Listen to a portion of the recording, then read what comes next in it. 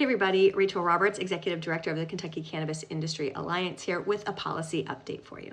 The filing deadline for new bills in the Kentucky General Assembly for 2025 has passed, so now we have a better idea of what bills have been filed that could impact the medical cannabis industry. And there are several bills which you can read about in our newsletter, but the one that I think we all should be watching this year is Senate Bill 195.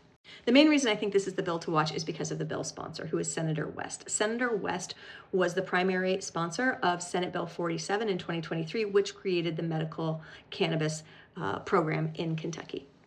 So the fact that he's back with another bill this year that is titled An Act Relating to Medical Cannabis shows me that this is likely to be the bill that will carry any regulation changes, any updates to the underlying law. Now, if you were to read this bill right now, you would think I was crazy because this bill just does one little thing in its current form, but here's what's interesting about that. This looks to me to be what we in the biz call a shell bill, meaning that there's really not that much content in here yet.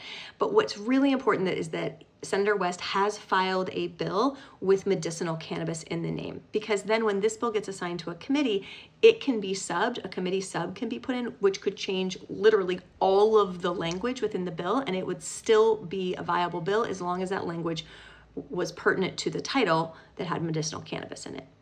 And that's what I expect to see happen here. This isn't inherently bad things. Sometimes this is done to buy more time for the bill drafters and for the bill sponsor as they're still gaining feedback from stakeholders and they want to complete the language of the bill before they send it to committee. So I think that's probably what's happening here, is that there are still stakeholders coming to the table recommending minor tweaks, and they're just buying themselves a little bit more time.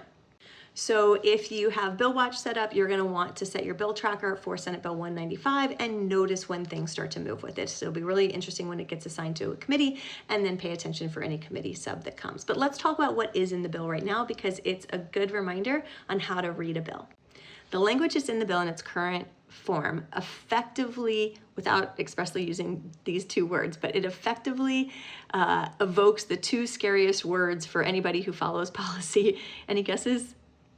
If you guessed shall and may, you are correct. So what the language does currently is it removes the requirement that the Cabinet for Health and Family Services collaborate with UK College of Medicine and the Kentucky Center for Cannabis in compiling annual medicinal cannabis reports. So currently they shall, and this would change that to a may, meaning they're no longer required to, but they are permitted to. It's permissible language. So stay tuned for Senate Bill 195, and I'll be back soon. Thanks, everybody.